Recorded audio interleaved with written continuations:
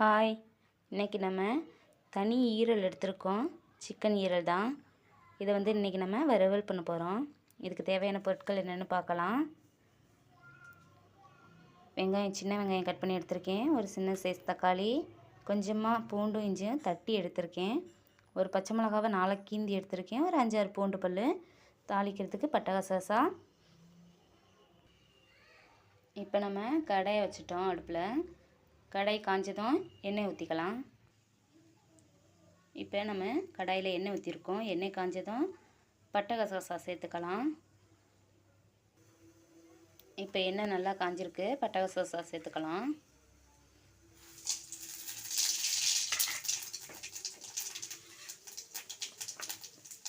பட்டை கசகசா பொரிஞ்சிருச்சு. இப்போ வெங்காயம், கருவேப்பிலை சேர்த்துக்கலாம்.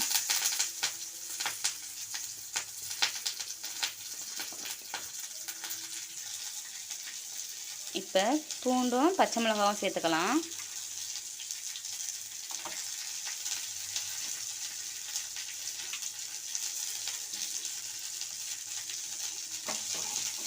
சேர்த்து நல்லா வதக்கலாம். சின்ன வெங்காயம் நிறைய சேர்த்துக்கிறது நல்லாயிருக்கும், டேஸ்ட்டு கொடுக்கும். இப்போ சின்ன வெங்காயம் நல்லா வதங்கிடுச்சு. நம்ம தட்டி வச்சுருக்க இஞ்சியும் பூண்டையும் சேர்த்துக்கலாம்.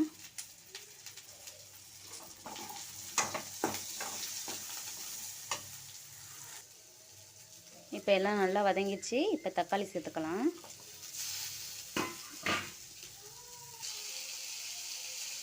இப்போ எல்லாம் நல்லா வதங்கட்டும்.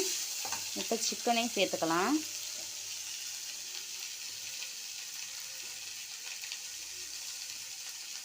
சிக்கனோட ஈரலை நம்ம சேர்த்துக்கிறோம்.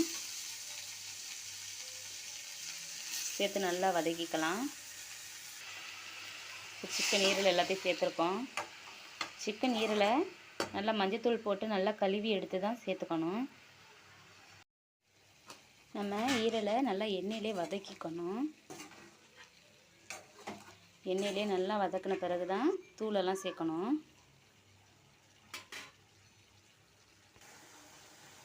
இப்போ நல்லா வதங்கியிருக்கு. இப்போ கொஞ்சமாக உப்பும் மஞ்சத்தூளும் சேர்த்துக்கலாம். அதிகமாக உப்பு இது இழுக்கும், அதனால் கொஞ்சமாக சேர்த்துக்கலாம். கொஞ்சோண்டு மஞ்சள் தூளும் சேர்த்துக்கலாம்.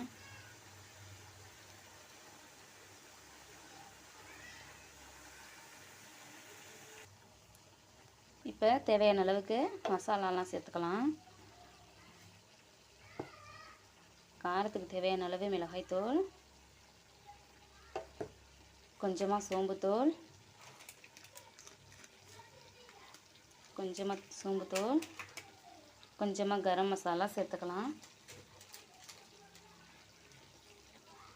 கொஞ்சமாக கரம் மசாலா. இப்போ நல்லா வதக்கி வச்சுருக்கோம். நம்ம தண்ணியெல்லாம் எதுவும் சேர்க்கலை.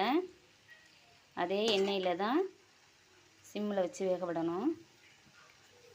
பாருங்கள் எப்படி வந்திருக்குன்னு. இன்னும் ஒரு 5 நிமிஷம் வேகட்டும். வெந்ததும் எண்ணெய் நல்லா பிரிஞ்சு வெளியில் வரணும். இப்போ பாருங்கள் நல்லா எண்ணெய் பிரிஞ்சு வந்திருக்கு.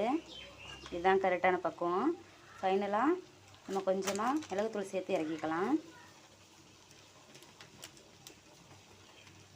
கொஞ்சமாக சேர்த்துக்குவோம். இதுதான் நல்ல ஃப்ளேவர் கொடுக்கும்.